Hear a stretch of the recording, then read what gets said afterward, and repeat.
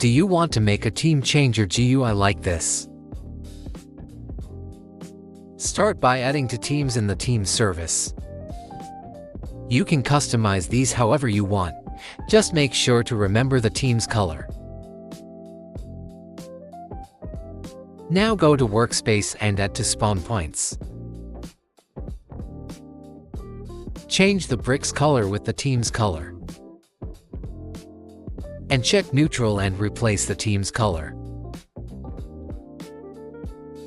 Do the same for the other spawn point.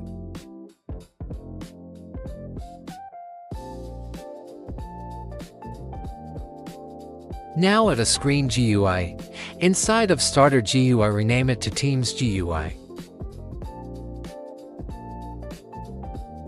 Add a frame inside. This will act as the background.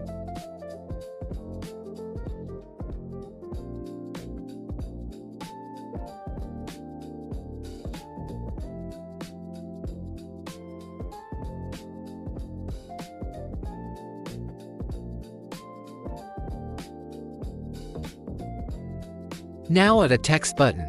This will act as the button to change to the first team. You can customize it however you want.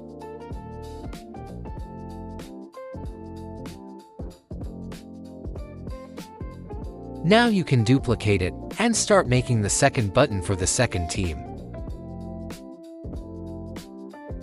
After that, add a remote event in replicated storage. Name it Change Team.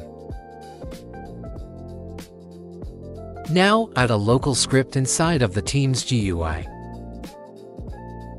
These lines get the references of the Teams GUI, of the two buttons, and of the remote event. These two functions handle what happens after one of the buttons are clicked. They both fire a remote event with the parameter being the team. After that, add a script inside of Server Script Service. The first line gets the reference of the Change Team remote event.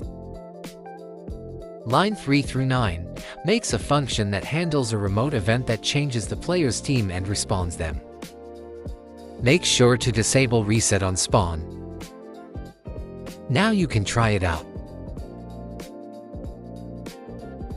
As you can see, it works. Thank you for watching this video.